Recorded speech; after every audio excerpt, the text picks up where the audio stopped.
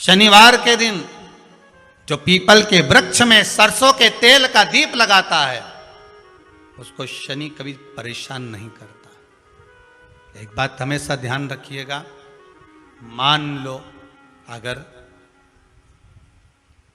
कोई भारी रोग ऐसा शनि महाराज के कारण हो गया हो, अच्छे काम करते करते उल्टे हो रहे हैं, होते हैं किसी किसी के साथ में, विपरीत परिस्थितियां आ जाती है, अच्छा करने जाओ बुरा हो जाता है, अच्छा कर्म करने जाओ बुरा हो जाता है। तो पीपल के वृक्ष की जो छाल होती है, छाल देखिए, पीपल के वृक्ष में जो छाल लगी होती है, उस छाल को घिसकर चंदन बनाकर भगवान शंकर का स्नान कराकर, अभिषेक कराकर, पूजन कराने के बाद में पिपलेश्वर महादेव का नाम लेकर, कौन से महादेव? पिपलेश्वर महादेव का नाम लेकर वो जो घिसी हुई छाल होती है उस छाल का तिलक भगवान शंकर को लगा लो और उसी का थोड़ा सा भाग अपने कंठ पर, मस्तक पर लगाना प्रारंभ कर दो। धीरे धीरे जो विपरीत दशा है वो सुधरना प्रारंभ हो जाती है। पर नाम याद रखना, पिपलेश्वर, जम के बोलिए, पिपलेश्वर महादेव भगवान शंकर का एक अवतार है, पिपलाद अवतार।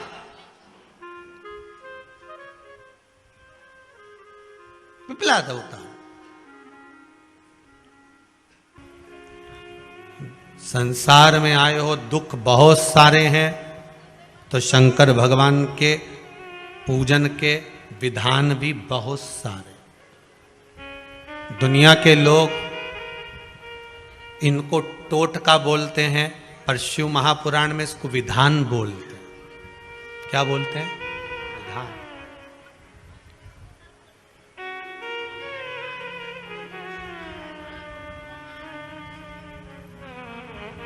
ये विधान है जो आपकी समय की अवस्था को, विधि को भी बदल सकता है। बस उसको समझने वाला चाहिए और सही मायने में उसको करने वाला चाहिए। दुनिया के लोग भले उसको टोटका बोलते हो कि गुरुजी तो दिन भर कथा में बैठे बैठे टोटके बताते रहते हैं, विद्या बताते रहते हैं। यहां कौन सी तंत्र विद्या बताई जा रही है? यहां कौन सा ऐसा बताया जा रहा है कि आपका लाखों रुपए खर्च हो रहा है? एक लोटा पानी में कौन सा लाख रुपया खर्च हो गया? शंकर जी के मंदिर का शिखर देखने में कौन सा खर्चा हो गया? पीपल के पत्ते पे शेष चढ़ाने से कौन सा खर्चा हो गया? बेलपत्री चढ़ाने से कौन सा खर्चा हो गया?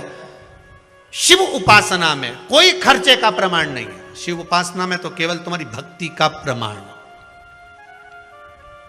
केवल भक्ति, उसके सिवा कुछ नहीं।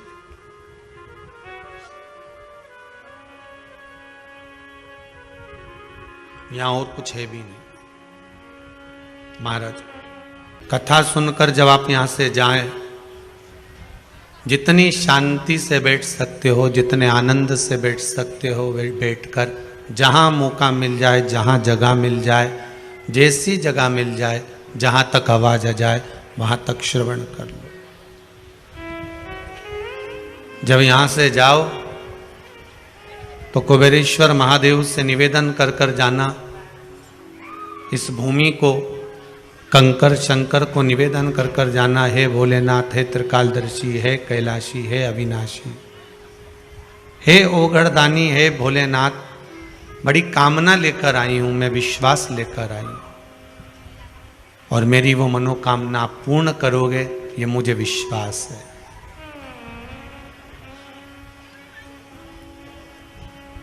पकड़ लो हाथ गिरधारी, नहीं तो डूब जाएंगे। हमारा कुछ ना बिगड़ेगा, तुम्हारी शान जाएगी। दुनिया के लोग हमसे कुछ नहीं कहेंगे। दुनिया के लोग अगर कहेंगे तो वो आपसे ही कहेंगे कि शिव का इतना भगत थी, इतना उपासक थी, शंकर की भक्ति में इतना डूबा रहती थी और भगवान शंकर की भक्ति में डूबने के बाद भी इसका दुख नहीं कटा, इसकी समस्या नहीं मिटी, तो फिर कहूंगा संसार समस्या है। पर संसार अगर समस्या है तो भगवान का भजन, भगवान की कथा, भगवान का स्मरण, भगवान का नाम, भगवान की भक्ति समाधान है। और उस समाधान को अगर हमने अपने भीतर उतार कर रखा है, भगवान ओघड़दानी के नाम को हमने अपने भीतर उतार कर रखा है, तो ये पक्का है कि या तो समस्या रहेगी या समाधान रहेगा। और समस्या टिक नहीं सकती समाधान के आगे, शिव नाम के आगे।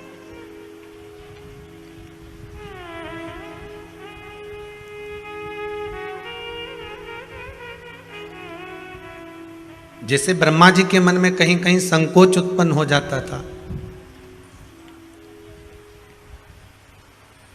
ब्रह्मदेव के मन में जब सृष्टि की रचना करी गई, रचना के समय पर उन्होंने जो मनु और शत्रुपा का जन्म दिया, मनु और शत्रुपा के बाद में उत्तानपाद प्रियव्रत की कथा जो आई, उत्तानपाद की 2 धर्म पत्नियां सुनीति सुरुचि की कथा आई। और सुनीति और सुरुचि केवल उत्तानपाद की 2 पत्नियां शिव महापुराण की कथा कहती है, केवल उत्तानपाद की नहीं, हमारी भी 2 इच्छाएं, हमारी भी 2 आकांक्षा, हमारे भी 2 मन, हमारी भी 2 इच्छा, हमारे भी 2 मन है, हमारी भी 2 आकांक्षा। केवल उत्तानपाद की 2 पत्नियां नहीं है, हमारी भी 2 इच्छाएं। एक सुनीति है और एक रुचि। श्रीमद् भागवत कथा में भी वर्णन किया गया है, भागवत वक्ता कहते हैं कि एक सुरुचि है, एक सुनीति है।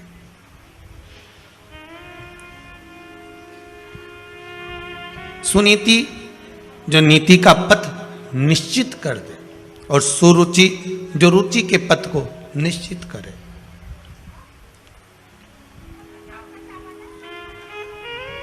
रुचि में आज की दुनिया चलती है, पर नीति में नहीं चलना चाहती। अगर किसी से कह दो कि आप नीति के पथ पर चलिए, आप नीति का मार्ग प्रशस्त कर कर चलिए, तो शायद जीवन सार्थक हो जाए। पर वो रुचि के पथ पर चलना चाहती है। सुनीति का विवाह जो उत्तानपाद से हुआ था, गर्भ से संतान नहीं हुई उनके, तो सुनीति को लगा कि मेरे गर्भ से अगर औलाद नहीं होती है, संतान नहीं होती है, तो मैं अपने पति से कह दूं कि तुम दूसरा विवाह कर लो।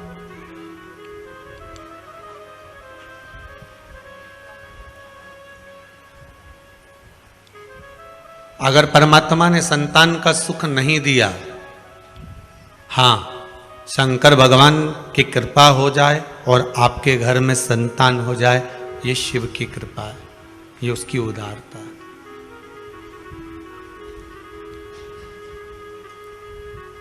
अगर मान लो भगवान ने संतान नहीं दी है, तो आप दुनिया में गोदी संतान लेकर आ जाओगे ना, तो वो भी सुख नहीं देने वाला। क्योंकि भगवान ने लिख दिया था कि तेरे ललाट में ये संतान का सुख नहीं है। श्रीमद् भागवत में वर्णन आता है, धुंधकारी की कथा, भागवत आपने खूब सुनी होगी, उसमें आती है कि संतान नहीं हुई, संतों के द्वारा फल मांग कर लाया आत्मदेव, उस फल को दिया, फल गाय को खिला दिया गया, संतान का सुख नहीं था ना, तो उसने अपनी सहेली की संतान ले ली। सहेली की संतान भी इतनी उपद्री हुई कि मां को उस औलाद के चक्कर में कुएं में डूब के मरना पड़ा।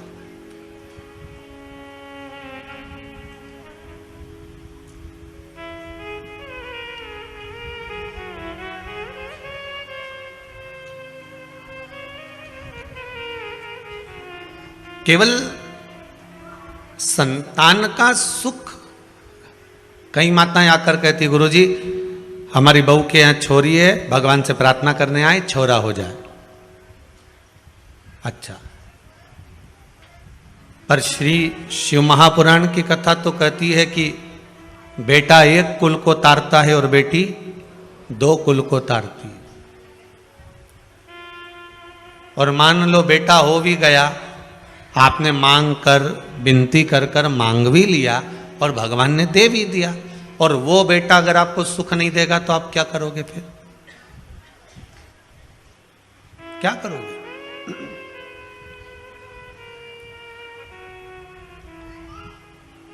सुख इस भाग्य में लिखा होना चाहिए।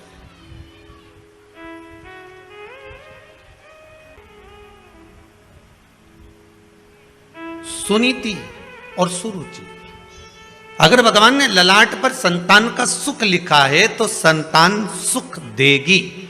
फिर वो पड़ोसी के बच्चे क्यों ना सुख दे दें, देवरानी जेठानी के बच्चे क्यों ना सुख दे दें, आपके बच्चे क्यों ना सुख दे दें, फिर वो संतान का सुख है तो भगवान देगा, कैसे भी देगा। और अगर ललाट पर भाग्य में संतान का सुख नहीं है तो तुम चाहे किसी की भी औलाद को लेकर गोदी में बिठा लो, चाहे किसी का भी खर्चा उठा लो, जब भगवान ने तुम्हें अपनी नहीं दी और वो सुख से वंचित क्यों रखा, संतान के सुख से वंचित क्यों रखा? जब सारी दुनिया को औलाद दी, सारी दुनिया को संतान दी, तो तेरी गोदी खाली क्यों रह गई? तो भगवान से कभी एकांत में पूछना कि मेरी गोदी क्यों खाली रखी। भगवान कह देगा इसलिए खाली रखी क्योंकि पूर्व में तू संतान के सुख में इतनी उलझ गई थी कि संतान ने तुझे ताने दिए, अपशब्द किए, तू उसी के मोह में पड़ गई थी। जैसे श्रीमद् भागवत में आता है जड़ भरत का चरित्र, भरत जी महाराज का चरित्र। भरत जी महाराज हिरण के उस मोह में इतने पड़ गए थे कि मरने के बाद हिरण की योनि प्राप्त कर ली थी। तू उस मोह में ना पड़ जाए। अब की बार तेरा मानव का जो शरीर है वो आखिरी मिला है, इसके बाद तेरा जन्म मनुष्य का नहीं होगा। इसलिए मैंने तुझसे संतान के सुख को खींच लिया है जिससे तू भगवान की भक्ति में डूब जा, शिव के स्मरण में डूब जा, राम नाम कृष्ण नाम में डूब जा। जितनी भगवान की भक्ति करेगी इसके बाद तेरा जन्म नहीं है, इसके बाद तो तू मेरी हो जाएगी, इसके बाद तू परमात्मा की हो जाएगी, फिर तेरा कोई जन्म नहीं है।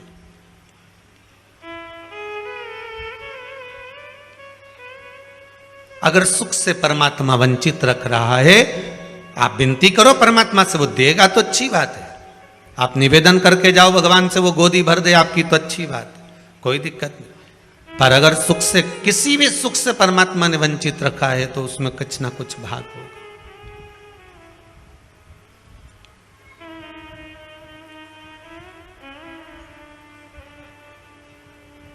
एक बेटी का संबंध हो गया था, कहीं शायद जबलपुर से आए थे वो लोग, बेटी का संबंध हो गया था और संबंध होने के बाद में टीका हो गया, सब कुछ हो गया, तिलक हो गया, गोद भरा गई, सारा काम हो गया, फोटो खिंच गए। उसके बाद मालूम पड़ा कि छोरा कहीं गलत संगत में पड़ा होगा, किसी की संगत में पड़ा होगा और वो संबंध टूट गया। शादी बिना उम्र में थी उसकी माँ आई थी शायद, अब गई होगी है कि नहीं आप पता नहीं, तो आंखों से आंसू बह रहे थे, मेरी बेटी का संबंध टूट गया। लड़का ऐसा निकला, हमने कहा पूजन किसकी करती थी तुम्हारी बेटी? कहा देवाधिदेव महादेव की करती थी, शंकर जी की कृपा हुई थी। अच्छा, पर महादेव ने ऐसा कैसे कर दिया? मेरी बेटी सोमवार के व्रत भी कर रही है, फिर शिव जी ने ऐसा क्या कर दिया कि संबंध पक्का हुआ, लेन देन हो गया, संबंध पक्का हो गया, फोटो खींच गए, उसके बाद संबंध टूट गया। तो हमने कहा बस, अगर बाबा ने संबंध पक्का कराया और बाबा ने तोड़ा है तो बाबा को जो अच्छा लग रहा होगा, हो सकता है तुझे अब मालूम पड़ा कि ये लड़का किसी दूसरी लड़की से लगा है और ये शादी के बाद मालूम पड़ जाता, तब क्या कर लेती? बाबा ने पक्का कराया ना, बाबा छुड़वा दे। और शादी की तारीख जो तेरी निकली हुई है फरवरी की, उसको निकली रहने दे, भेजेगा वही, वर भेजने का काम उसका है। अगर उसने तोड़ा है तो वही कुछ ना कुछ कर। इसमें एक पत्र है,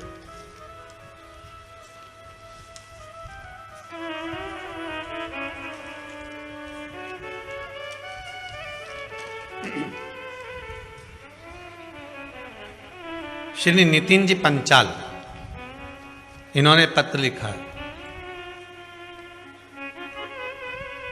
गुरुजी मुझे इंदौर के गवर्नमेंट कॉलेज में इंजीनियरिंग में एडमिशन लेना था। उसके लिए मैंने 2 बार काउंसलिंग के फॉर्म भी भरे, परंतु दोनों बार मुझे कोई गवर्नमेंट कॉलेज नहीं मिला।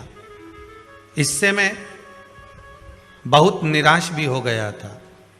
इस कारण से मैंने इस पूरे संदर्भ को इस कथा के यजमान, अच्छा, अभय जी सारस्वत अंकल जी और आंटी जी को बताया था। जरा माइक देना बच्चे को, जरा बताया। तो अंकल जी और आंटी जी ने मुझे 2 उपाय बताए थे, एक बेलपत्र वाला, एक बेलपत्र की जड़ वाला। बच्चे को दीजिए। श्री शिवाय नमस्ते। नितिन पांचाल जी आप ही का नाम है? जी जी। कहाँ से आए हुए हैं? इंदौर से। इंदौर से। बाबा ने क्या कृपा करी आप पर?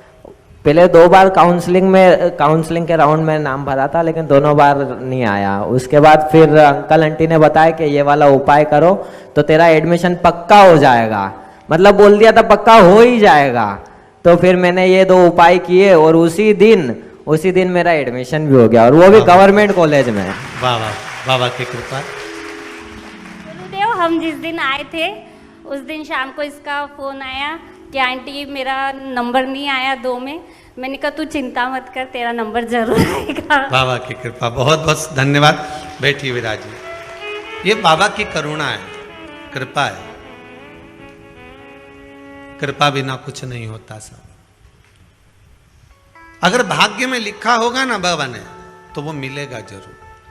और एक और चीज कहेंगे, माता पिता कभी अपने बच्चों का गलत नहीं सोचते।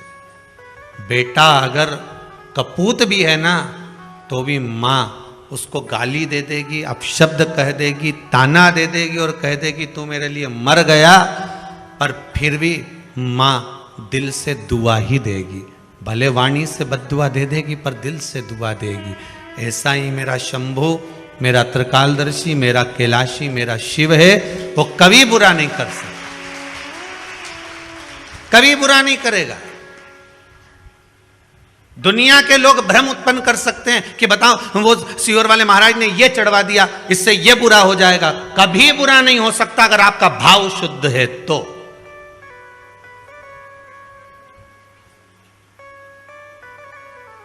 आज एक माताजी ने सुबह प्रश्न किया था, गुरुदेव कोरोना महामारी में मेरे पति मर गए।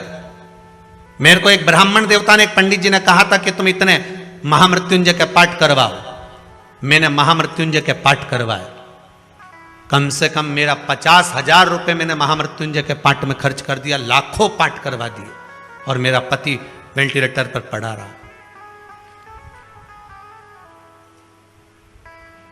मैंने ब्राह्मण देवता को, उन्होंने कहा अकाउंट में डलवाओ, मैंने अकाउंट में डलवाया। उनके पाठ चल रहे थे, उन्हें फोटो भी भेजे, संकल्प भी लिया।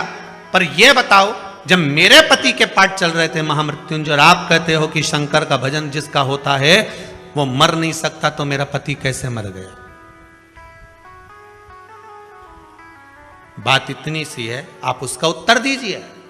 हमने कहा मां, बस डॉक्टर दवाई लिखा है, समय पर अगर उसको खिला दी जाए, एक अटैक आता है तो एक इंजेक्शन लगता है, शायद महंगा सा आता है, 50, 1,000, 35, 40,000 का एक इंजेक्शन आता है। वो इंजेक्शन टाइम पर लग गया, छाती पर लग गया, तो हार्ट अटैक का जो मरीज होता है वो बच जाता है। बोलो सही है कि गलत है?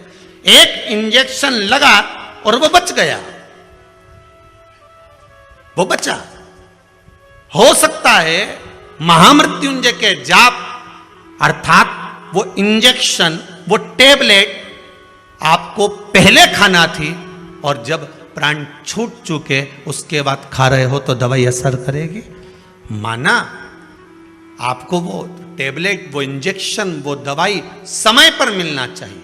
इसलिए आप सबसे बारंबार कहते हैं श्री शिवाय नमस्तुभ्यम का जाप करते रहो, क्योंकि ये वो टेबलेट है जो कभी भी काम आ सकती है।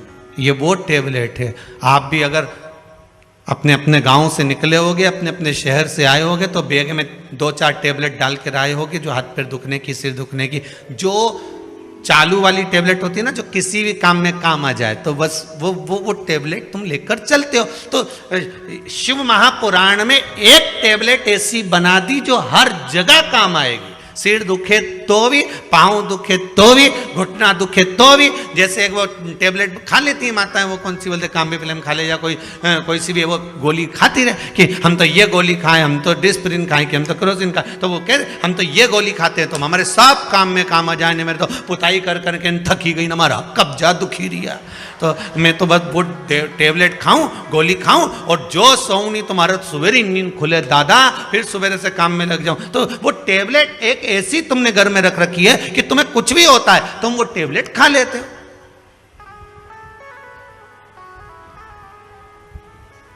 किसी किसी की बाम और विक्स की ऐसी आदत रहती है कि कुछ भी दुख है वो तो लगा ले, उसका दांत भी दुखिया नहीं, बाम निकला, किसी किसी की आदत रहे बस बाम लगा। जब तक बाम नहीं लगाने, विक्स नहीं लगाने, रात की नींद नहीं आए, जब तक कि आंख में से आंसू आंसू नहीं झड़ी जाए। तो ये तो टेबलेट के ऊपर।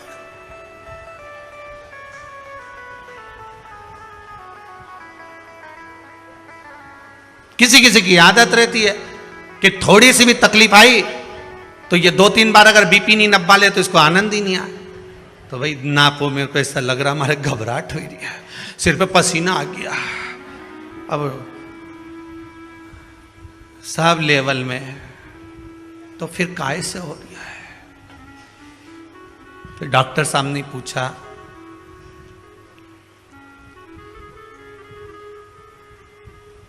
घबराहट किस चीज की हो रही है? पता नहीं, बस सिर पे पसीना आ रहा है।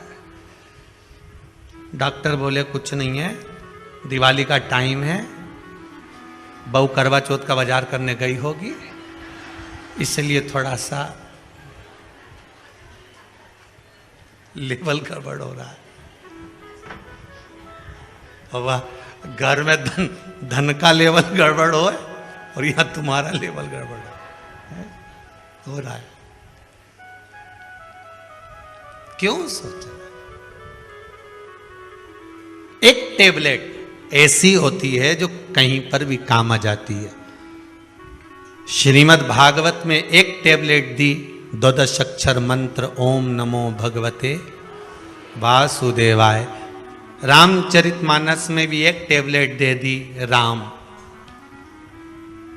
शिव महापुराण में एक टेबलेट दे दी, श्री शिवाय नमस्तुभ्यम।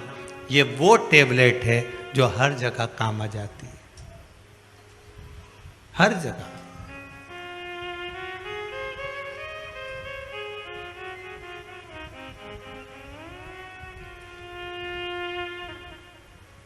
एक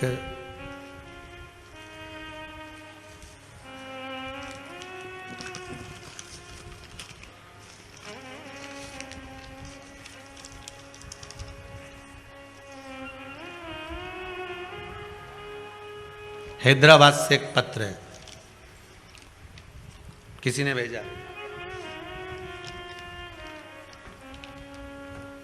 अच्छा, छब्बा छुब्बू के भेजा रे, हाथ का लिखा हुआ नहीं है वो।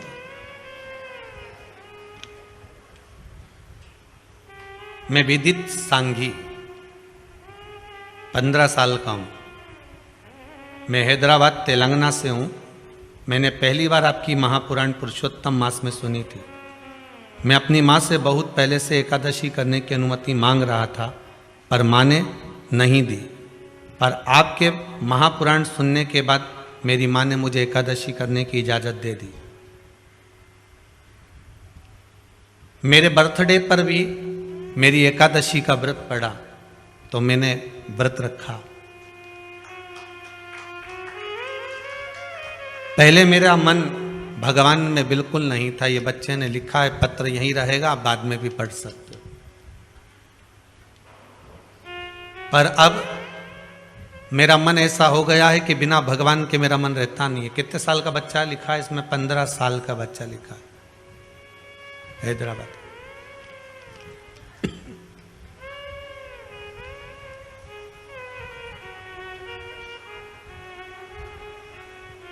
एक इच्छा है मेरी कि बाबा मेरी कामना पूर्ण करे और कुबेरेश्वर धाम में आऊं और एक बार शिव महापुराण की कथा जरूर करवाऊं, अपने धन से करवाऊं। अब 15 साल का बेटा कह रहा है कि मैं अपने धन से शिव महापुराण की कथा करवाऊं। विदित सांगीन का नाम है, हैदराबाद से। अपने धन से 15 वर्ष की आयु है।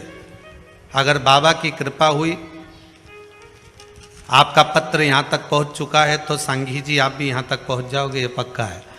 और आपकी भावना, आप अगर दिल से हृदय से भगवान की भक्ति में लगे हो तो ये विश्वास मानकर चलना कि भगवान आपकी कामना पूर्ण जरूर करेगा।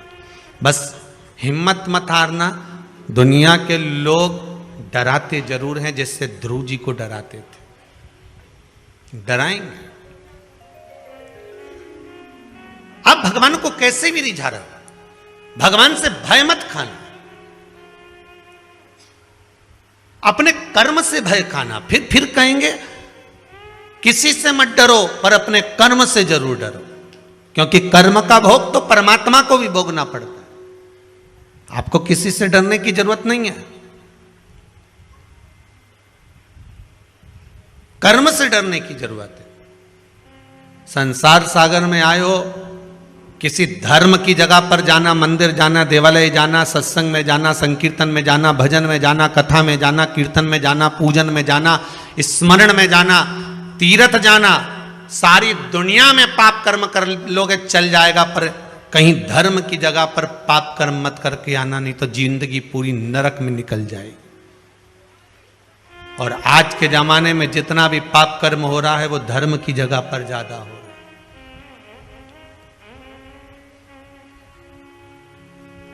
लोग जाते हैं गंगा नहाने के लिए, पुण्य कमाने के लिए, और कई लोग वहां पर बैठे रहते हैं तुम्हारा पर्स चुराने के लिए। तुम करो गंगे हर, वो तुम्हें करे नंगे हर। बस तुम पानी में कूदे और उन्होंने तुम्हारा सामान ले। जो गंगा नहाने गए हैं, इनके पूर्वज ऊपर बैठकर भगवान विष्णु उनकी पीठ को थपथपा कर कहते हैं कि तेरे घर के बच्चे गंगा में नहाकर तुम्हें तर्पण कर रहे हैं, तिलांजलि दे रहे हैं। तुम तर गए, 7 पीढ़ियां तुम्हारी तर गई। और जो गंगा के घाट पर बैठकर चोरी करता है, तो भगवान उसके पूर्वजों के पास भी बैठकर कहते हैं धिक्कार तेरे जीवन पर, जो तेरे वंश के लोग चोरी कर रहे हैं। गंगा ना, अरे घाट तो छोड़ देते, कथा तो छोड़ देते, सत्संग तो छोड़ देते, मंदिर तो छोड़ देते, धर्म की जगह तो छोड़ देते।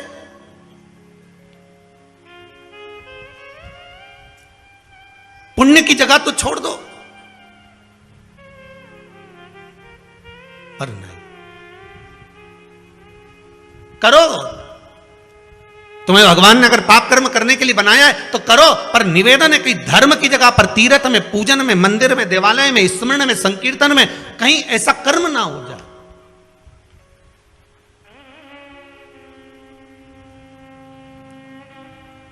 बचिएगा बेकार कर्म से, धर्म की जगह पर जाकर। उस कर्म का भोग बड़ा विचित्र भोगना पड़ता। सुनीति और सुरुचि दोनों प्रबल हैं। सुनीति के संतान नहीं है, अपनी काका की लड़की से शादी कर दी अपने पति की और उसका विवाह कराई, तो सुनीति का गर्भ ठहर गया। भगवान परीक्षा बहुत लेता है, बहुत परीक्षा लेगा। पहले तो भगवान देता नहीं है, और अगर देगा तो भगवान फिर विचार करेगा कि इसने सही जगह पर लगाया कि नहीं लगाया।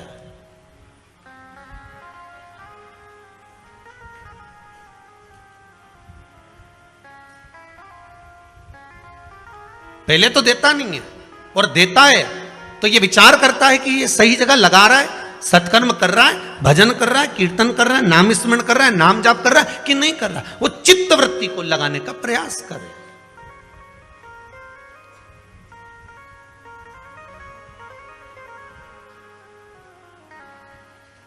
इस मन को सुनीति भी गर्व से हो गई।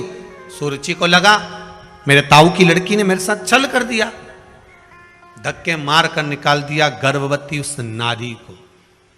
सुरुचि घर में है, उसका भी गर्व है, सुनीति वन में है, उसका भी गर्व है। समय आया, सुनीति का भी पुत्र हुआ ध्रुव और सुरुचि का भी पुत्र हुआ उत्तम। सुनीति का जो पुत्र हुआ था ध्रुव 4 वर्ष की अवस्था धारण कर कर माँ की गोद में बैठा था। माँ की गोद में बैठा, एक दिन देवर्षि नारद ने उनको कह दिया, कहाँ जा रहे हो? कहाँ? मेरे पिता कौन है मुझे मालूम नहीं है। मेरे पिता? तब देवर्षि नारद कहते, उत्तानपाद तुम्हारे पिता हैं। और उत्तानपाद के पास गया, गोदी में बैठ गया तो छोटी माँ ने उसको गोदी से उतार दिया। तो पिता की गोद में बैठने के लिए रोता है? उतार नीचे। अगर तुझे पिता की गोद में बैठना है तो मेरे गर्भ से जन्म लेना पड़ेगा, और मेरे गर्भ में आने के लिए भगवान का भजन करना पड़ेगा। और रोता रोता अपनी माँ के पास चले गया, माता सुनीति के पास में। और नीति नीति होती है, नीति सतमार्ग बताने वाली होती है। नीति कभी गलत मार्ग पर अपने बच्चों को नहीं भेज सकती।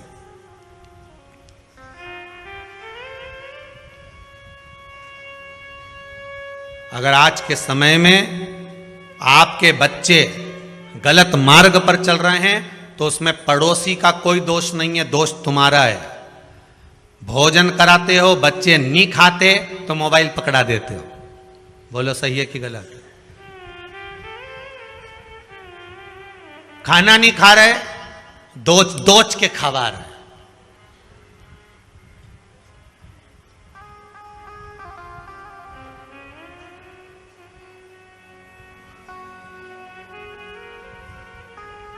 पहले के समय में छोटा सा बच्चा रात्रि को अगर जाग जाता था तो माताएं लोरी गाकर सुलाती थी। बोलो सही है कि गलत है? बहुत प्रेम से हाथ रखकर धीरे धीरे, चंदा मामा पूर के पुआ पकाए आप खाए, मुन्ना को देवे और प्याली गई, मुन्ना गया। कहते कितने प्रेम से खिलाते थे, सुलाते थे। बच्चा रात को जग जाता, माँ उसको स्नेह से सुलाती थी। आज के जमाने में बच्चा जग जाए आधी रात को तब देखो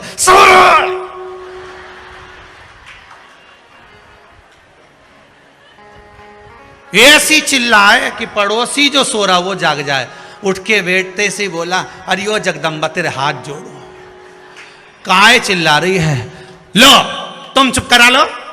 ऐसी औलाद पैदा हुई है, सो जा। आधी रात को तांडव चल रहा है कि तू तो काली रे कल्याणी रे मारी, जित देखूं ते जोग मार। तू कौन से गांव से आई मारी माई? कौन गांव की? और तू तो मेरे संग परनाई मारी। गजब। लो तुम चुप करा लो। अब वो बेचारा दिन भर दुकान में थका, नौकरी में थका, फिर भी आधी रात को लेके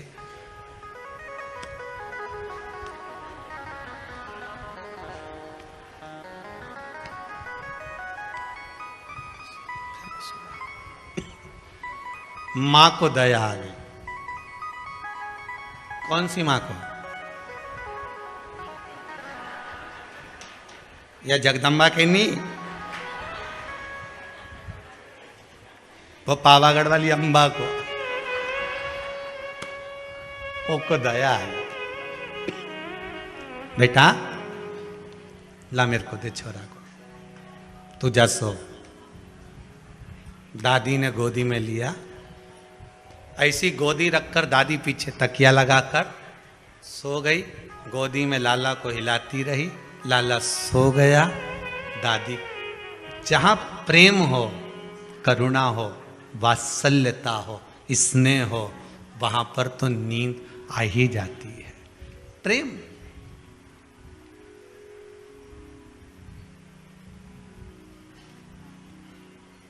कथा में क्यों नींद आती है? किटी पार्टी में तो आई ही नहीं।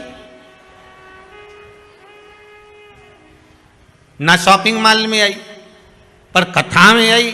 कारण क्या है? बच्चा सारे मोहल्ले में खेलता है, पर बच्चा जब मोहल्ले में खेलने के बाद अपनी माता की गोद में आकर बैठता है, माँ उस पर हाथ रखती है और बच्चे की आंख में नींद आ जाती है। तो पड़ोसी के यहाँ बच्चे को नींद क्यों ना आई? उसके यहाँ गया था खेलने, वहां क्यों नहीं सोया? वहां गया था, वहां क्यों नहीं सोया? क्योंकि माता की गोद एक ऐसी गोद होती है जहां बच्चे को नींद आ जाती है। शिव महापुराण, भागवत कथा, राम कथा, गीता, ये जितने पुराण, जितने शास्त्र, जितने वेद हैं, ये मेरे परमात्मा की गोद है जिसमें बैठते से नेत्र बंद हो जाते हैं। ये मेरे परमात्मा की गोद है जिसमें बैठे और निंद्रा समाहित हो जाती है, नींद आ ही जाती है। होता है।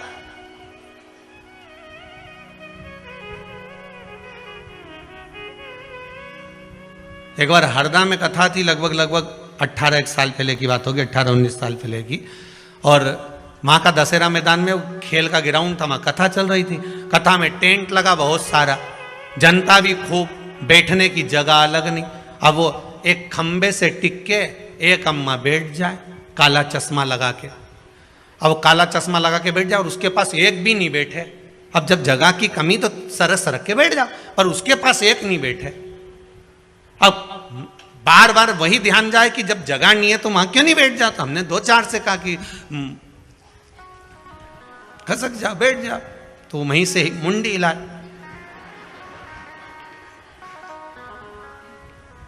अब भजन करते करते हाथ हिलाते हिलाते फिर बोल दिया, अब वहीं से क्या। आखिरी में कथा छूटी तब पूछा, क्यों तुम उसके पास क्यों नहीं बैठो रही? अरे गुरुजी घुर्राटा भरे। अच्छा कहाँ है वे? तो क्या वो आ रही, अभी तुलसी लेने आएगी, बेलपत्र लेने आएगी। वो आई और आई तो हमने पूछा, क्यों माँ तू कथा में सोए, घरे नहीं सोते में ना, यहां सो जाती है? कि गुरुजी माँ तो नर्मदा मैया के 4 नरियल चढ़ाऊं, ऐसे ही 2 बजे से 5 बजे तक कथा हमारी हरदा में होती रहे, वो बहू से पीछा छूटा रहे और यहीं सोती रहो। घरे जाओ तो उनका छोरा छोरी प्राण खाए, कम से कम 2 बजे से 5 बजे तक। अच्छा चश्मे में आंख दिखती भी नहीं कि सो रही। अपन तो सोचे कि ऑपरेशन कराया होगा आंख का, अब अपने कहीं मालूम कि ये सो रही। अपने कौन सा मालूम कि ये ऑपरेशन कराई नहीं है तो ये ऐसे ही लगा के आई। अब महाराज सुनीति सुनीति है, सुरुचि सुरुचि है। भाव की निर्मलता होगी तो भजन का जो सुख है वो अपने आप प्राप्त हो जाता। मैं पिता की गोद में बैठा था, धक्के मार कर निकाल दिया मुझको। मां कहती है अगर पिता की गोद में बैठने के लिए रो रहा है, रोना है तो परमात्मा की गोद में बैठने के लिए रो, जिसकी गोद से कोई नीचे नहीं उतरता। मां कहां मिलेगा वो? सर्वस्व, हर जगह। ब्रह्मदेव जब सृष्टि का निर्माण करे थे तब भगवान विष्णु से पूछा था कि आपके पिता कौन है? शिव। मेरे पिता भगवान शंकर हैं। शिव कहां है? शंकर कहां है?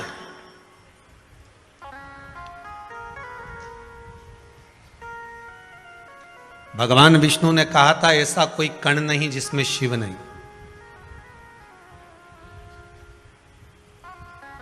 अपने गले की हसली का हीरा भगवान ने चमकाया।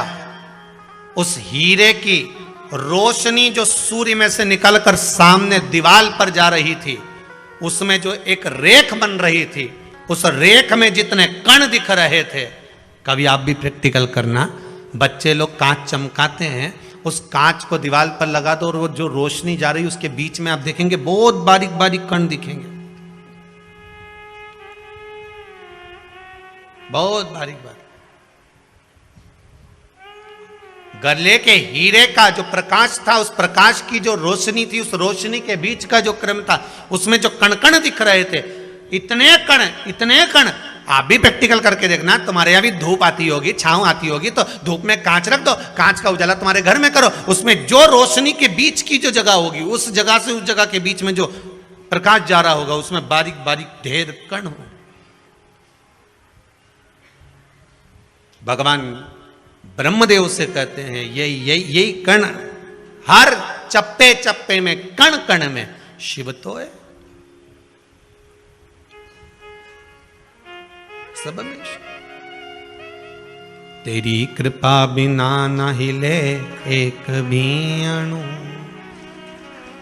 लेते हैं श्वास तेरी कृपा से तनु तनु। हे गंगद्वार मुक्ति द्वार ओमकार तू, आयो शरण तिहारी भोले तार तार तू। कण कण में, सब में वही समाया, ऐसा कोई स्थान ही नहीं बचा जहां शिव तत्व ना हो, ऐसा कोई स्थान।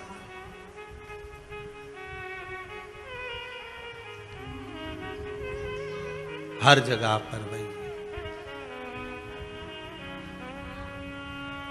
तेरी कृपा बिना न हिले एक भी अणु। प्रकाश में जो अणु दिख रहे हैं, छोटे छोटे कण दिख रहे हैं, शंकर ही हिला रहा। आपको और हमको चलाने वाला भी शिव ही तो है। कथा कहती है ओगढ़दानी त्रिकालदर्शी कैलाशी शिव का चरित्र कहता है। भगवान आनंद की राशि है। ध्रुव जी महाराज को माता ने ज्ञान उपदेश दिया और ज्ञान उपदेश देकर कहा, हे ध्रुव जी, अगर बैठना है तो परमात्मा की गोद में जाकर बैठ जाओ, जिसकी गोद से कोई नीचे नहीं उतरता। क्योंकि अगर संसार के लोगों की गोद में जाकर बैठोगे तो नीचे उतर जाना पड़ेगा। पर परमात्मा की गोद एक ऐसी गोद होती है जिसके गोद में जाकर अगर मनुष्य एक बार बैठ गया तो फिर जीवन भर नहीं उतरना, जीवन पर्यंत उतरने का काम खत्म। एक बार भगवान की भक्ति को धारण कर लिया,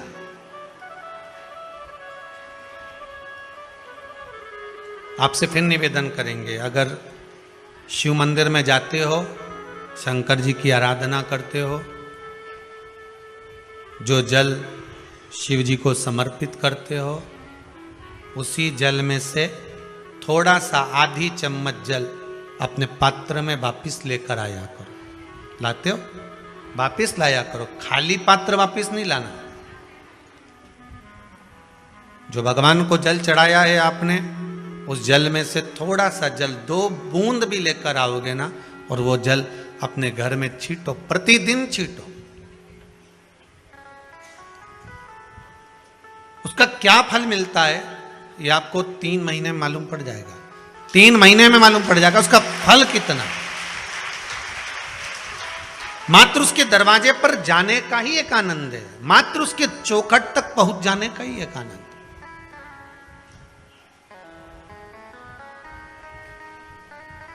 एक माता जी लिख रही हैं पत्र के अंदर कि मेरे दामाद की नौकरी छूट गई थी। अब देखो पत्र ढूंढना पड़ेंगे, एक तो इतने सारे पत्र हैं। किसने लिखा वो खड़ी हो जाओ। ये मेरे दामाद की नौकरी छूट गई थी, तो किसने लिखा पत्र?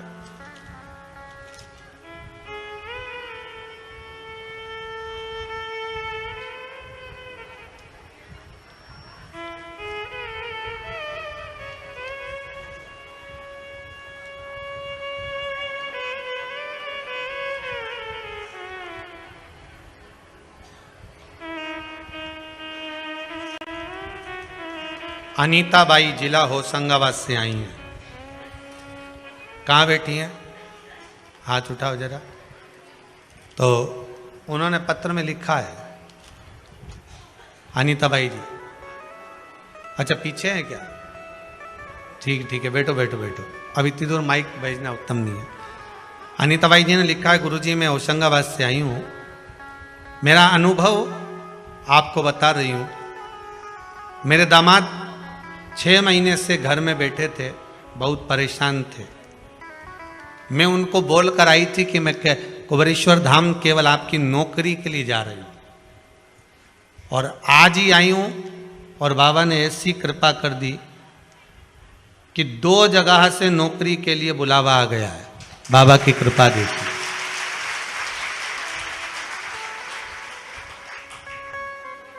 मैं लिख नहीं पा रही हूं कि बाबा ने कितनी कृपा करी है। ये वो खड़ी थी पीछे अनीता भाई।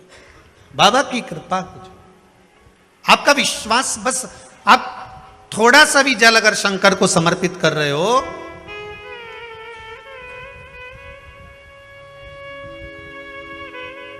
किसी ने पूछा कि गुरुदेव आप कहते हो कि पशुपति व्रत करो, तो पशुपति व्रत करते समय एक दिया, प्रसाद का एक भाग अपने घर पर लेकर आओ।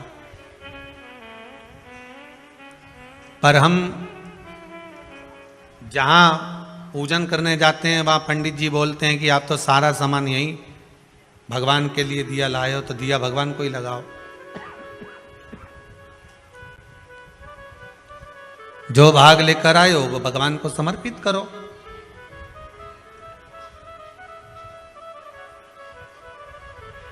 क्या हम क्यों वापस लेकर जा रहे हैं? उसका भाव क्या है? भगवान कभी अपने भक्त को, पशुपति व्रत का सबसे बड़ा प्रमाण ही यही है कि भगवान शंकर को आप 2 भाग दे रहे हो। कितने भाग दे रहे हो? 2 भाग। मतलब प्रभु मान लो अगर मेरा बचपन और मेरी जवानी दोनों में मैंने कुछ आपको नहीं दिया हो, तो ये भाग आपको दिया। मान लो अगर मैं जवानी अवस्था में हूं, अधेड़ी में हूं, बुढ़ापे में हूं, 2 भाग अगर मैंने आपको नहीं दिया, जीवन में कुछ प्रदान नहीं किया। मेरे जीवन में तकलीफ बहुत है, परंतु मेरे जीवन का जो भी भाग है मैं आपको देती हूं। आप कम से कम मुझे 1 भाग पुण्य का, सुख का प्रदान कर दे दीजिए। जब थाली में हम 1 भाग लेकर भी आते हैं ना, 16 सोमवार में भी यही नियम है। कौन कौन करते हो? संकट सोमवार करे किसी ने? 16 सोमवार के व्रत करने वाले कौन कौन है? जरा हाथ उठाओ। अच्छा आप लोग करते हैं? रख लो पीछे, रख लो सब। 16 सोमवार का भी ये नियम है। अगर मिश्री के कर रहे हो, कि बेलपत्री के कर रहे हो, कि चूरमा के कर रहे हो, कि मलिदा के कर रहे हो, जिसके भी आप करते हो उसके 3 भाग होते हैं। उसका भी यही नियम। पर उस प्रसाद में से आप बच्चों को दे सकते हो, उस प्रसाद में से थोड़ा थोड़ा भाग अपने परिवार को दे सकते हो। पर पशुपतिनाथ के व्रत का विधान यह है कि जो भाग आप लेकर आए हो, जिसने व्रत किया है, और जो भाग उसका है वो उसी को प्राप्त होना चाहिए।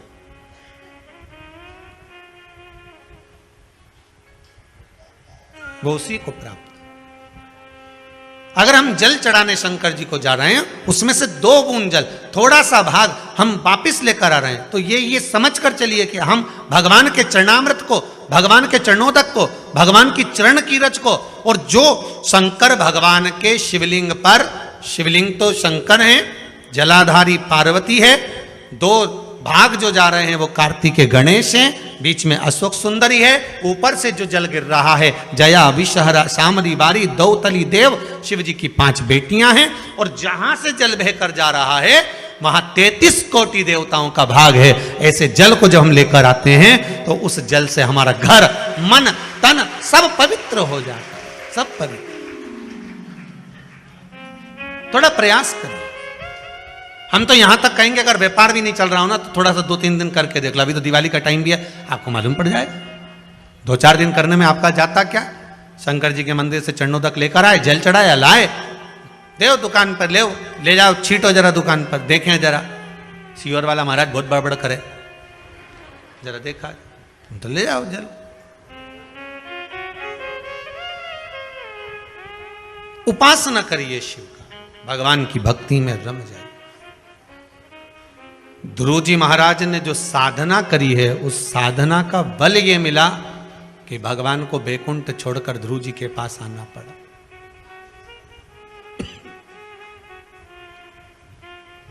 साधना का फल कभी खाली नहीं जाता।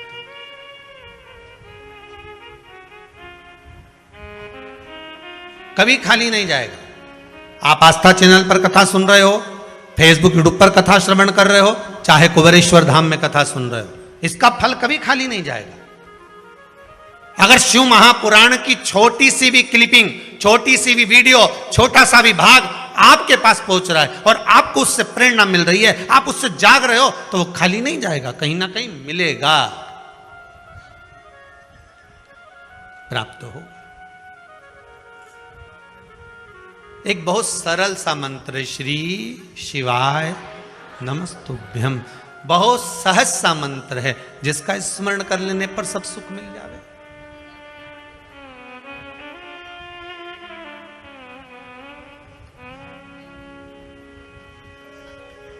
महाराज आपका स्मरण है, बस समय पर टेबलेट खाओगे, समय पर गोली खाओगे तो वो असर करेगी, नहीं तो नहीं करेगी। मर जाने के बाद किसी को गोली खिलाओगे तो वो असर करेगी क्या? अब तो निपट गए, पर जीते जी उसको उसका असर आना चाहिए, खिला दिया असर। ध्रुव जी महाराज ने जैसे साधा, ध्रुव जी ने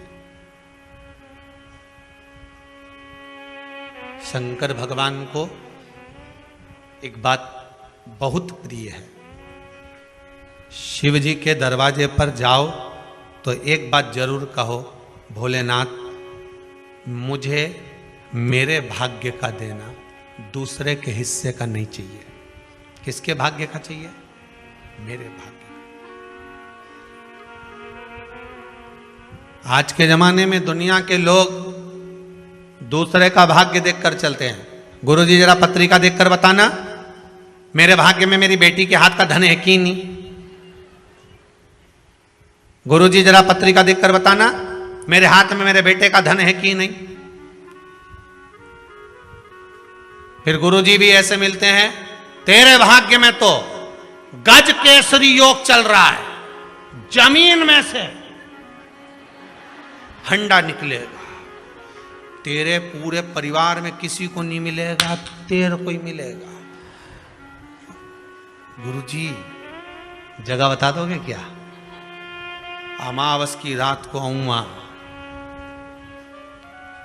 रामचरित मानस की जब शुरुआत होती है तो एक कपटी साधु रामचरित मानस में पढ़ना, कपटी साधु, साधु का रूप रखकर, जो पहले हार चुका था सेना, वो कपटी रूप रखकर राजा से कहता है कि मैं तेरे आऊंगा और भोजन बनाऊंगा और तू ब्राह्मणों को बुला और भोजन करा। सुनी कि नहीं सुनी कथा? भोजन कराना। तब आकाशवाणी होती है कि ये तो कपटी साधु और तूने ब्राह्मणों को जो भोजन करा रहा उसमें मांस मिला हुआ। गलत है। मैं आऊंगा रात को और तुझे जगह बता दूंगा और तू तैयारी रखना, और रात के और खोदना, और खूब खोदा साहब, इतना खोदा, इतना खोदा, इतना खोदा, फिर उनमें से कोयला निकला। तो हमने भी कह दिया लाइट की कमी हो रही, कोयला कंपनी को दिया, कोयला निकला।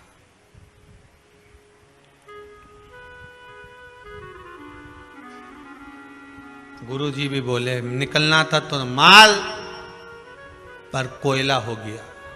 तो आप तो बोले तो मेरी भाग्य का है, तो खोदने वाला थोड़े ना तेरा था, तो दूसरा था, बात खत्म।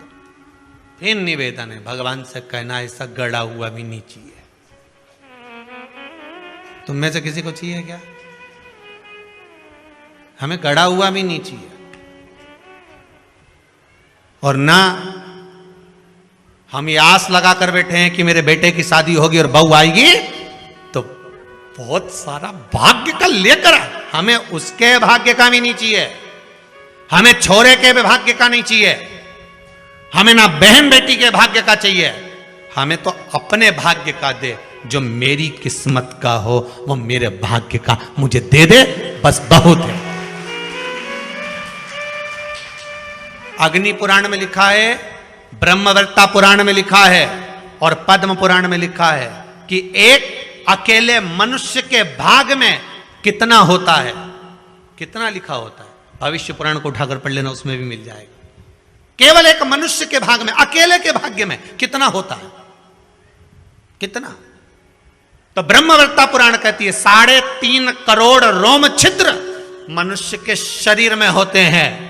अगर एक मनुष्य के मुख से 3.5 करोड़ बार जब भगवान का नाम, एक ही नाम 3.5 करोड़ बार निकल जाता है, तब उसके भाग्य में 3.5 करोड़ का ही धन उसके भाग्य में दे दिया जाता है। पर जपो तो, तुम तो जपो तो हो नहीं।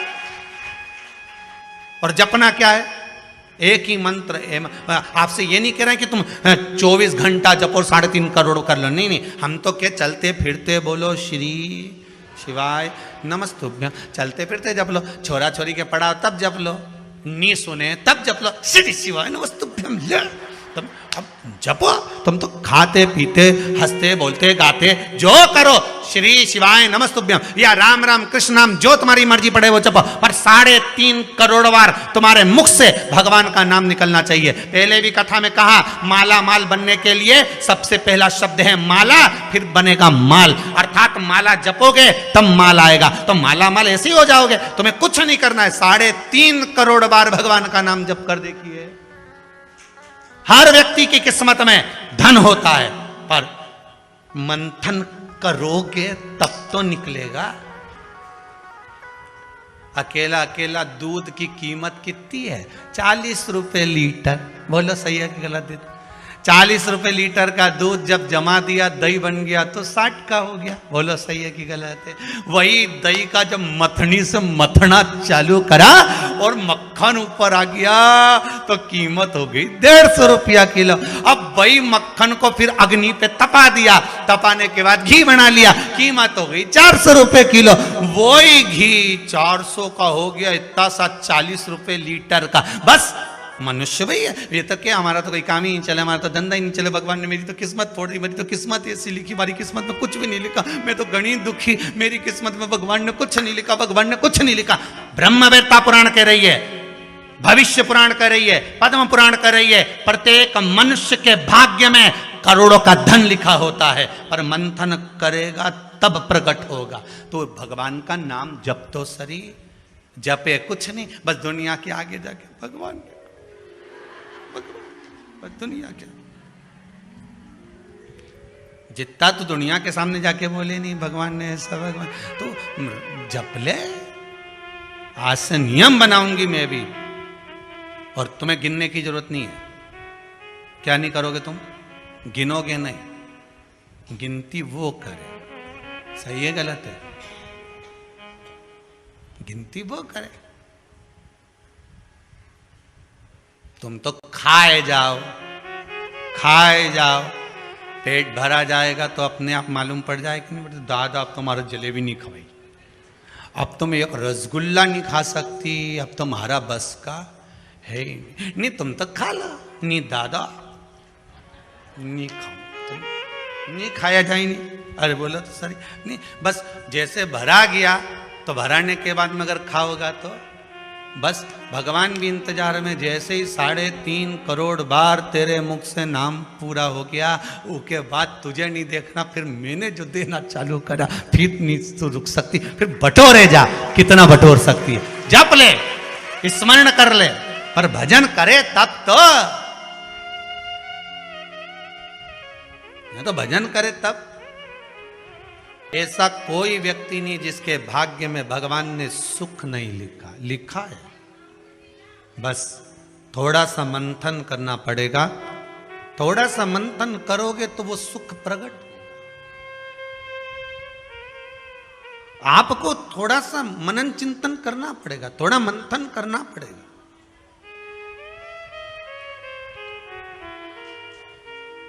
महाराज, अगर भगवान की भक्ति को पाना है, भगवान के स्मरण को पाना है, तो फिर थोड़ा सा मंथन कर कर प्राप्त किया जा सकता है।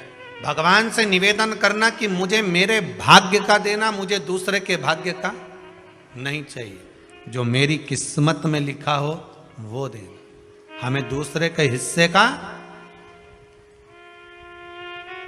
और जो दूसरे के हिस्से का लेता है उसकी दशा क्या होती है, शिव महापुराण की कथा कहती है। जो दूसरे का हिस्सा खा लेता है, दूसरे का हिस्सा ले लेता है, शिव महापुराण कहती है उसकी दशा क्या होती है वो भी देख लीजिए। उसमें एक देवता ऐसे हैं जिन्होंने दूसरे का हिस्सा खाने का प्रयास किया था। एक देवता ऐसे हैं जिन्होंने दूसरे का हिस्सा खाने का प्रयास करा था, और आज भी उस देवता से दुनिया डरती है। और उन्होंने दूसरे का हिस्सा खाने का प्रयास करा था तो शंकर भगवान ने उसको भी नहीं छोड़ा था। कौन से देवता हैं? वो बाल्टी में हर शनिवार को आते हैं आपके यहां। कौन से? शनि देव। उनने क्या करा था? भगवान सूर्य नारायण ने अपने सारे पुत्रों को देखा, सारे पुत्रों को, तो सारे पुत्रों को देखकर आज मेरे सूर्य नारायण भगवान बड़े सुखी हुए, बड़े प्रसन्न। मेरा पुत्र शनि भी श्रेष्ठ है, मेरा पुत्र यम भी श्रेष्ठ है, सब ठीक है। आज भगवान सूर्य देवता ने अपने पुत्रों को बुलाकर कहा, आज मेरा मन कर रहा है कि मैं सारे लोगों का राज्य अपने पुत्रों को बांट दूं, सबको अपना अपना हिस्सा दे दूं। और केवल ये सूर्य नारायण भगवान अकेले नहीं सोचे, प्रत्येक घर में रहने वाला बुजुर्ग, पिता, माता ये सोचती है कि मैं अपने जीते जी अपने बच्चों को हिस्सा दे दूं, क्योंकि उसको मालूम है अगर मेरे प्राण छूट गए, मेरे नेत्र बंद हो गए, उसके बाद में ना जाने क्या होगा, कौन किसको देगा, नहीं देगा, किसका भरोसा। मैं अपना एक एक क्षेत्र का हिस्सा मैं देना चाहता हूं। शनि महाराज जी को भी हिस्सा दे दिया गया। अब जब शनि महाराज जी को हिस्सा दे दिया तो शनि महाराज जी संतुष्ट नहीं हुए। दुनिया में ऐसे लोग बहुत सारे हैं जो संतुष्ट बहुत कम हो पाते हैं। समय की परिभाषा है। हो सकता है कि घर में जब बड़ी बहू आई होगी तब घर की परिस्थिति इतनी नहीं रही होगी, बोलो सही है कि गलत है? हो सकता है बड़ी बहू के आने के समय पर इतनी परिस्थिति नहीं रही हो, इतना धन घर में नहीं रहा हो, तो बड़ी बहू को जो दिया चढ़ावे में हो सकता है कि कुछ 1 तोला, 2 तोला, 3 तोला दे दिया होगा, या थोड़ी साड़ियां, थोड़ा सा लहंगा हल्का दे दिया होगा। हो सकता है थोड़ी सी रकम, थोड़ा सा आभूषण कम चढ़ गया होगा। और आज आते आते आते आते समय बदल गया, हो सकता है भोलेनाथ जी ने कृपा कर दी और अब धन ज्यादा आ गया, तो अब दूसरे बेटे की शादी करी तो अच्छे से कर दी, पैसा भी खूब लगा दिया। तो इसमें दोष होना चाहिए क्या? दुख होना चाहिए क्या? नहीं। समय की परिभाषा, समय की परिभाषा। पर कई लोग होते हैं जो संतुष्ट नहीं हो पाते। बड़ी बहू को लगा छोटे की शादी में तो इतना खर्च कर दिया माता जी ने और मेरी शादी में कम करा, हृदय नहीं, ना ना ना। माता की दृष्टि में कभी कोई पुत्र छोटा और बड़ा नहीं होता। उसने बराबर का दूध पिलाया है, स्तन पान कराया है, उसकी दृष्टि में कोई छोटा नहीं, कोई बड़ा नहीं, सब बराबर। महाराज शनिदेव के मन में संतुष्टि नहीं हुई।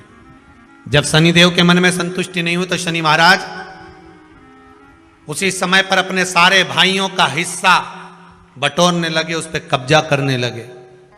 कब्जा करने लगे तो सूर्य देवता की आंख में जल भर गया। कितना तेजवान सूर्य नारायण, कितने तेजवान, कितना तेज भगवान सूर्य के पास में था। पर शनि महाराज को देखकर आज रो रहे हैं। शनि महाराज को देखकर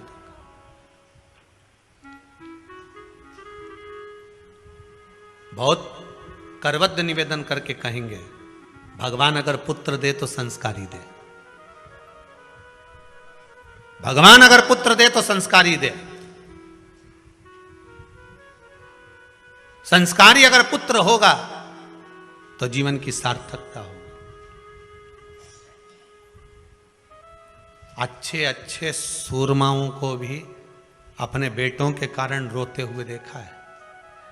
अच्छे अच्छे सूरमाओं को भी। जब बच्चे बड़े हो जाते हैं, घर में बहुएं आ जाती है, माता पिता की चलना बंद हो जाती है, बहू बेटों की चलना प्रारंभ हो जाती है। पिता कुछ भी कहता है, बेटा दौड़कर चिल्लाकर दौड़ता है। सास कुछ भी कहती है, बहू चिल्लाकर दौड़ती है। अच्छे अच्छे सुरमा को भी। इसीलिए आपको बार बार कहते हैं, जब तक शरीर चले और तुम्हारे घर में चले, तब तक सारे दान पुण्य भजन कीर्तन सत्संग तीर्थ सब कर लो। उसके बाद में अगर 50 रुपया भी दान करोगी नहीं तो छोरा की दृष्टि में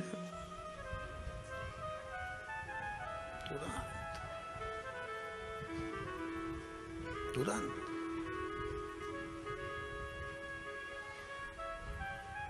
नहीं।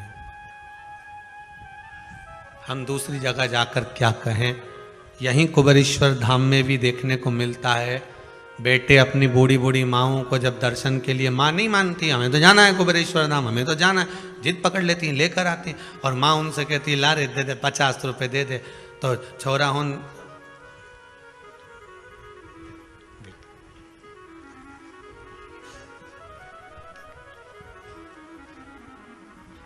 फिर माँ धीरे 50।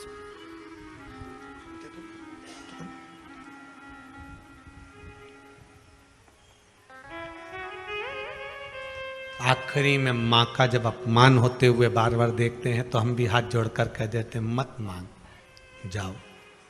बाबा कुबेरेश्वर भंडारी है।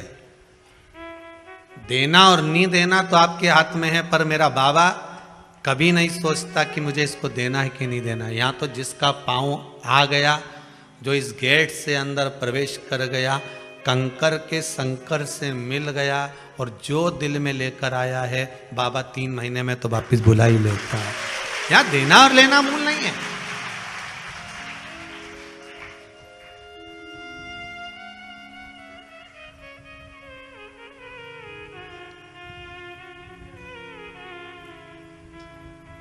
यहाँ का बहुत विचित्र भाव है साहब, बहुत विचित्र भाव।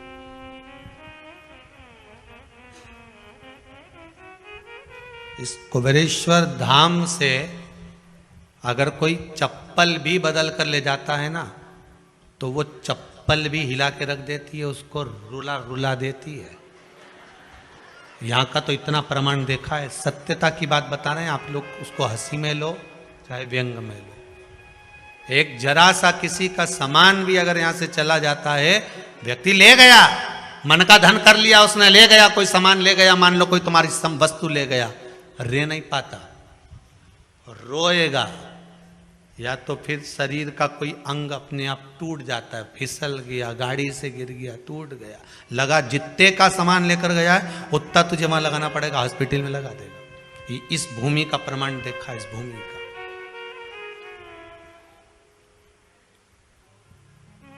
तो मन का धन कर सकते हो, पर इस भूमि के प्रमाण को फिर निवेदन करूंगा, हम तो नहीं जानते बाबा क्या दे रहा है, पर आप लोगों का भाव अगर शुद्ध है तो जितने आप लोग आए हो ना, सब एक दूसरे का नंबर भले फोन लगाकर पूछ लेना, क्यों 3 महीने में तू जा रही है क्या, तो कह दे कि हाँ मेरी तैयारी है जाने की।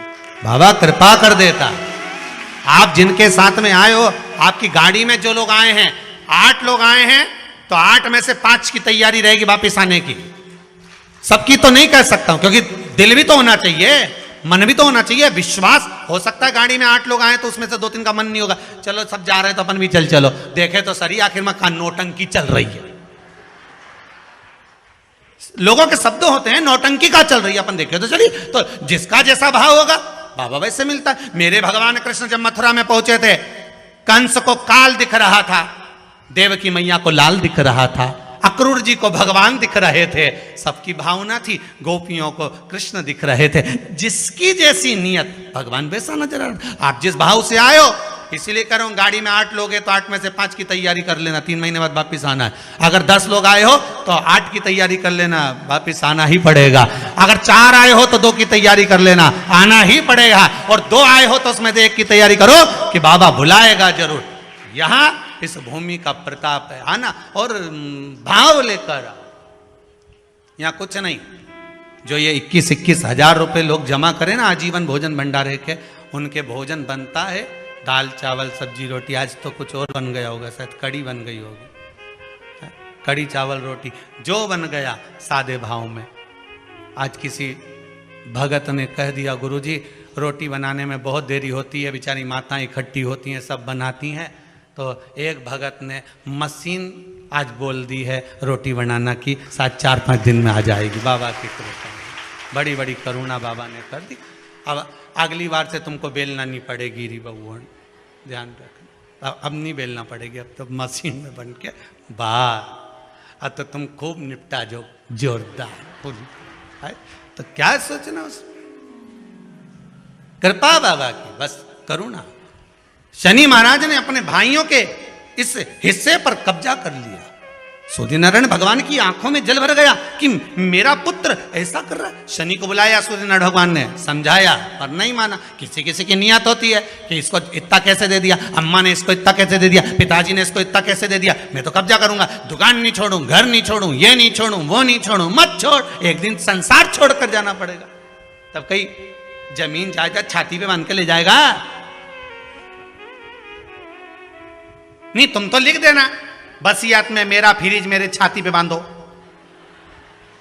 मेरे कमरे का एसी शमशान में लगाओ, मेरी वॉशिंग मशीन ऊपर भेजो, जब मैं ऊपर कपड़े कैसे धोऊंगा,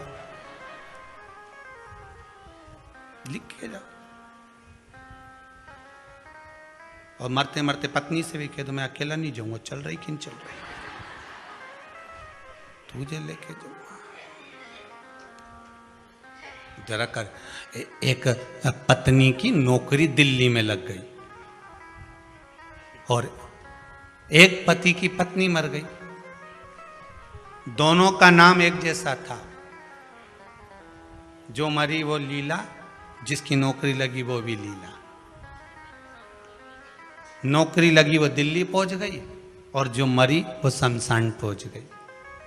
इसका पति अंतिम संस्कार करके आ रहा था। दिल्ली वाली जो लीला थी, उसने अपने पति को फोन मिलाया था। वो फोन उसके पति को तो नहीं मिला, इसको लग गया भेरू को। किसको? जो लीला का अंतिम संस्कार करके आ रहा था। दिल्ली वाली लीला फोन लगा के बोली, मैं लीला बोल रही हूं, आराम से पहुंच गई हूं, 8 दिन में तुम्हें भी बुला लूंगी। वो भेरू चक्कर खा के गिर गया। बताओ, उसको लोगों ने पानी का छींटा देके उठाया। हो क्या गया? अरे उठ, क्या हुआ? पत्नी का फोन आया था। क्या कह रही थी? मैं आराम से पहुंच गई हूं, 8 दिन में तुम्हें भी बुला लूंगी। इतने में रिश्तेदार बोले, अरे वो तो मर गई, फोन थोड़ी ना ले गई। किसी ने दूसरे ने लगा दिया, वो तो दूसरे की लीला का फोन इसके पास पहुंच। अब सोचो, वो कह दे कि मैं तो जाऊंगा ना, तो यहाँ कौन सा छाती बांध कर जाना।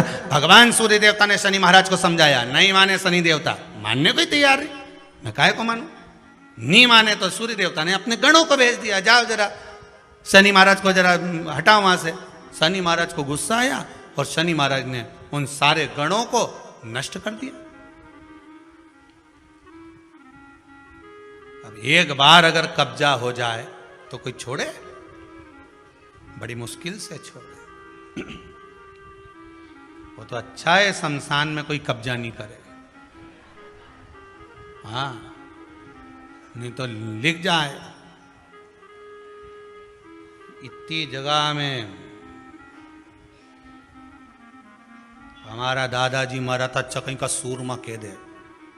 इतनी जगह में हमारा दादाजी मरा था, इतनी जगह में हम सब मरेंगे, बस ये जगह हमारी हो गई।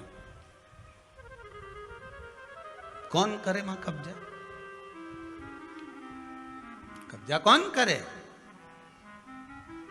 शंकर भगवान ने इसीलिए तो ऐसी जगह घर बनाया कि जहां कोई कब्जा ही नहीं करे। और दूसरी जगह बना लेते तो लोग कब्जा कर लेते, वहां कैलाश तक पे तो छोड़ नहीं रहे। वहां भी होटल बनना चालू हो गई आसपास में, वहां नहीं छोड़ी। वो तो अच्छा है कहीं की होटल शमशान में नहीं बन रही, नहीं तो इनंग मुर्दा जलता देखो ना, इधर चाउमीन खा, जोरदार जोरदार। और जैसी हड्डियों जले तो चटक चटक करे, नहीं तुम पानी पतासा निपटा चरखा। तो अच्छा है कि वहां होटल नहीं बनी। तो इनका बस चले कहीं वह, क्या बस चले? शनि महाराज ने सबको भस्म कर दिया, क्रोध आ गया, सूर्य देवता रो रहे हैं, सूर्य नारायण रो रहा है। भगवान शंकर की पंचायत में सूर्य देव भी हैं, मतलब शंकर भगवान के मित्रों की गणना में सूर्य आते हैं। भगवान विष्णु, सूर्य नारायण, शंकर भगवान, मां दुर्गा, गणेश जी, ये पंचायत है ना शंकर की, शिव पंचायत। शिव परिवार में कार्तिकेय, गणेश जी, पार्वती जी, शंकर जी, नंदी, ये शिव परिवार। पंचायत में सूर्य देवता आते हैं। सूर्य नारायण को रोता हुआ देखकर भगवान शंकर को बड़ा दुख हुआ। शिव जी ने पूछ लिया, क्या बात है, आप रो रहे हो? नारायण क्या हो गया? मेरा बेटा मानने को तैयार नहीं है। आप चिंता मत करो, अभी देखता हूं मैं जाकर। और भगवान शंकर ने जाकर तुरंत सूर्य नारायण भगवान के कहने पर शनि देव को जाकर समझाया। इतने में तो शनि देव आग बबूला हो गए। आग बबूला होकर शनि देव ने कहा, ए शिव, आप मुझे जानते नहीं हो? शंकर भगवान ने कहा, क्या जानना है ये बताओ, क्या जानना है ये बताओ। शनिदेव कहते हैं, आप मेरी दृष्टि को नहीं जानते। शंकर भगवान ने कहा, तू भी नहीं जानता कि तेरी दृष्टि खराब कैसे हुई? तेरी दृष्टि को श्राप किसका लगा है तुझे नहीं मालूम क्या? शंकर भगवान ने जब समझाना चालू करा कि देख शनिदेव, तुम तो कह रहे हो, तुम तो बोल रहे हो कि मेरी दृष्टि नहीं जानते। हम जानते हैं आपकी दृष्टि, मना नहीं है, जाना, पर आप नहीं जानते क्या? शिव जी जानते हैं। शिव जी ने कहा, मैं सब जानता हूं। आपका विवाह करा सूर्य देवता ने, आपकी पत्नी घर में आ गई, आप अपनी पत्नी को देखते तक नहीं थे, इसलिए आपकी धर्म पत्नी ने आपको श्राप दिया कि जिस पति ने मुझ पर दृष्टि नहीं डाली, मेरे वो पति की दृष्टि कुदृष्टि हो जाए, जिस पे डालेगा वो बर्बाद हो जाएगा। शनि देव बोले, आप मेरी पत्नी की याद मत दिलाओ। अच्छे से अच्छा सूरमा अगर पार्टी में ज्यादा बड़बड़ कर रहा हूं ना, तो उसकी धर्म पत्नी के लाके खड़ा कर दो, 2 मिनट में चुप हो जाएगा। 2 मिनट में चुप। जो ज्यादा बड़बड़ करे नहीं, गप्पे लगा रहा हो, दोस्तों के साथ बैठ के खूब ठिठोली कर रहा, इतनी देर में जगदम्बा के लाके खड़ी कर दो बस। फिर तो उसका तिरछा नेत्र और कत्थई और नीले कलर की एक बार, और चमकदार साड़ी ने पल्लू में पिन, और एक बार यूं घूम के देख ली नहीं, उतनी देर में तो बापड़ा उठ के चल देगा, मैं भी आया पानी पी के, यूं अभी गया पानी पी के आया, उतनी देर में कहीं रुके।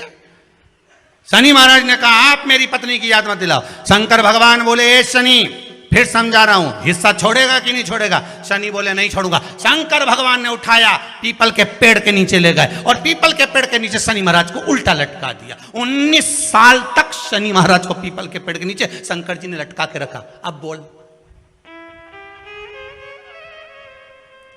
तो किसी ने कहा गुरुजी ये शनि महाराज उल्टे लटके थे पीपल के पेड़ के नीचे 19 साल तक, तो ये लटके रहे, खुलते नहीं बना। शंकर भगवान भी बाप से भी बड़े बाप थे, अकेले थोड़ी ना बैठे थे। शनि महाराज की पत्नी को मैं बिठा के रखा था, लटके अब उतर नीचे।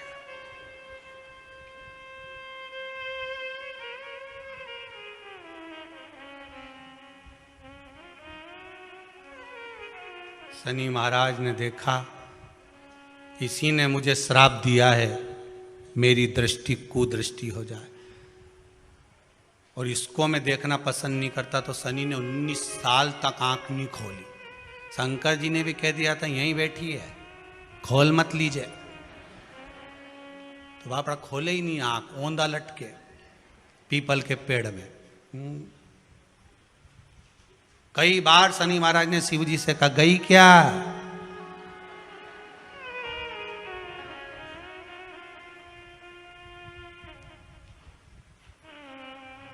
शनि महाराज बोले अब नहीं करूंगा, ये तो भगा दो।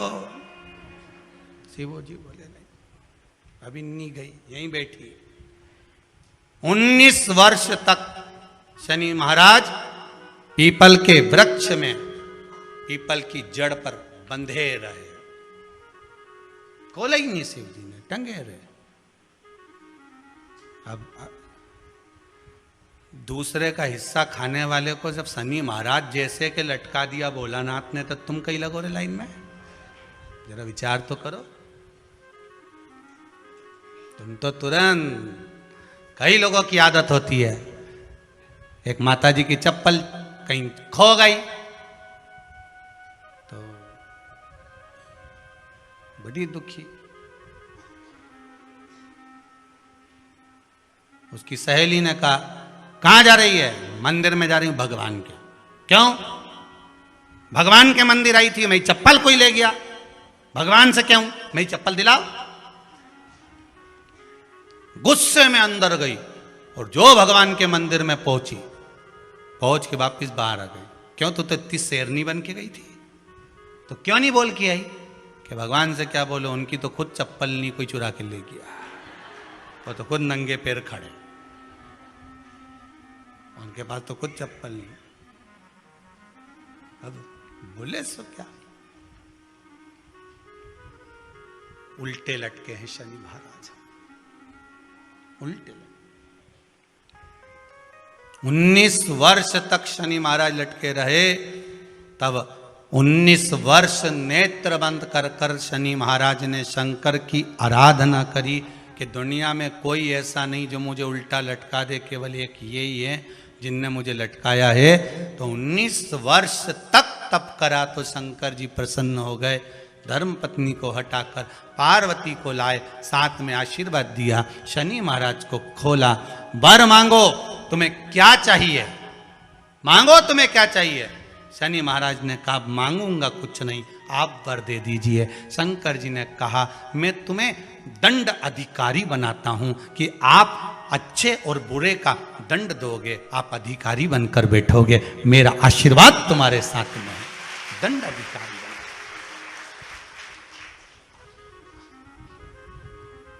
पीपल की जड़ में बांधा है तेरे को, पीपल की जड़।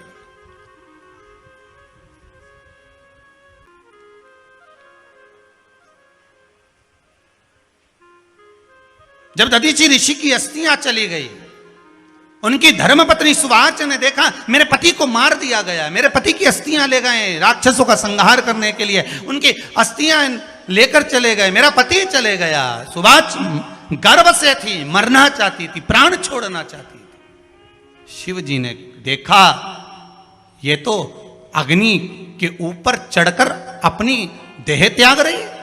शंकर भगवान ने आकर कहा रुक जा सुवाच, रुको, तुम्हारे गर्भ में बच्चा है, तुम्हारे गर्भ में बच्चा है, वो बच्चा मर जाएगा।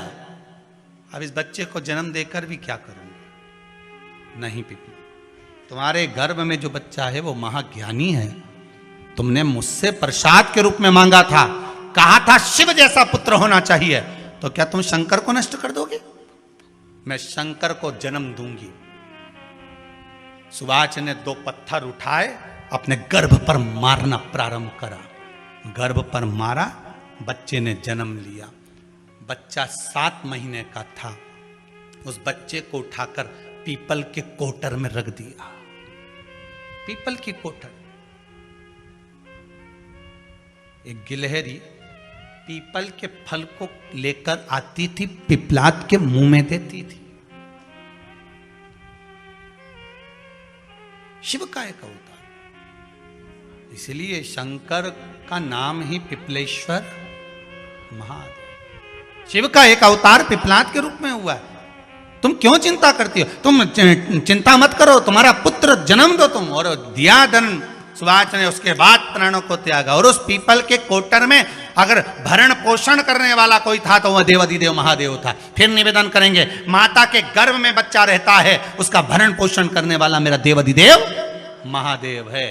अगर जन्म उसने दिया है तो मृत्यु भी वो देगा। अगर तुमको कुछ ज्ञान दिया है तो अच्छी जगह पर भी वही पहुंचाएगा। आप जो अभिलाषा लेकर आते हैं, बच्चे कहते हैं हमारी नौकरी नहीं है, सर्विस नहीं है, हम इस कॉलेज में पढ़ना चाहते हैं, हम इस जगह जाना चाहते हैं, हम इस पद पर जाना चाहते हैं, बस इतना याद रखना, तुम्हारा भाग्य बुरा नहीं होता। कभी भी याद रखना, संसार में जिसको भगवान ने जन्म दिया उसकी किस्मत कभी बेकार नहीं हो सकती। अगर भगवान तुम्हारी किस्मत बेकार होती तो जानवर बनाकर पैदा करता, इंसान बनाकर नहीं। किस्मत अच्छी थी इसलिए इंसान बनकर पैदा हुआ, जानवर बनाकर पैदा नहीं करा।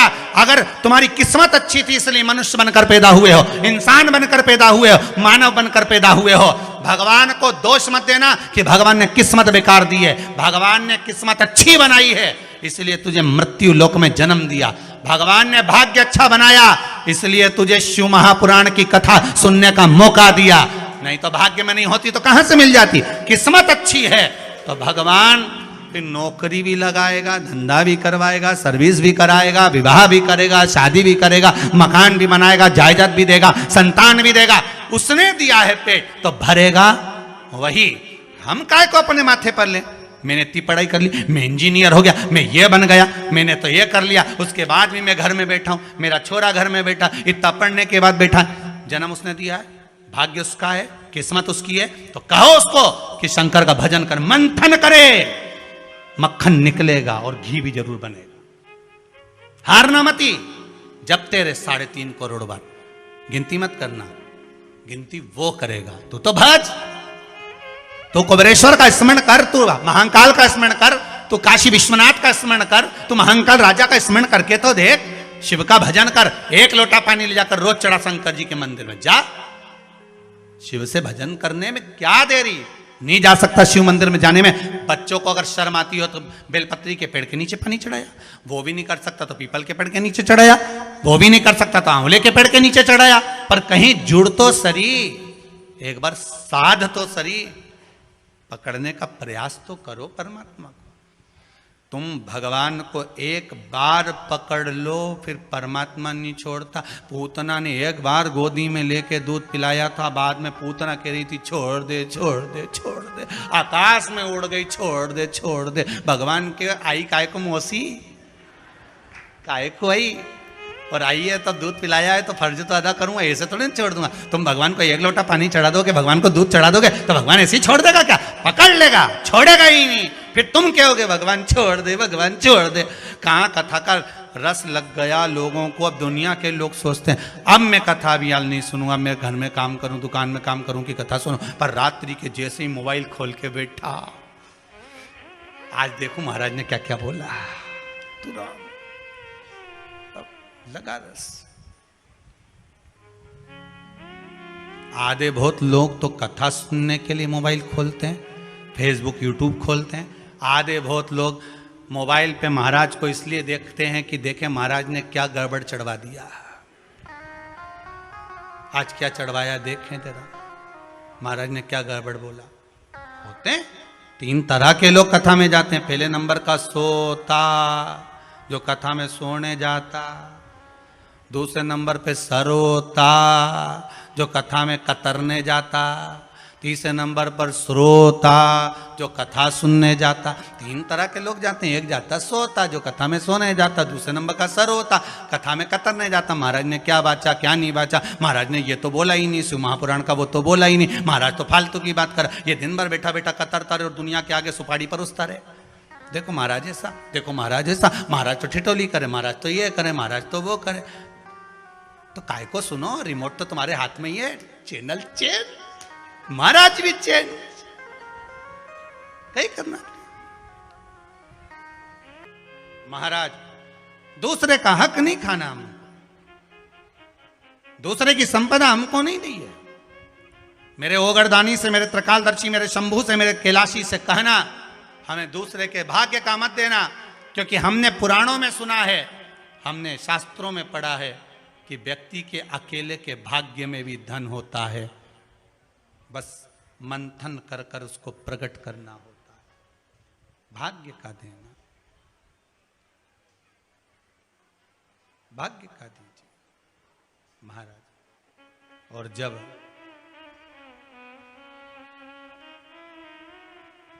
बस बाबा जब दे दे भाव से, भाग्य।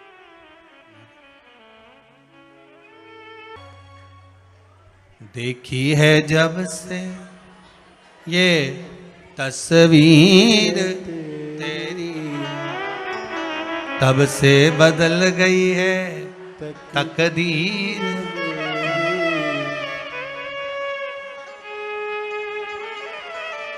ओ डमरू वाले रे, ओ सीहोर वाले रे,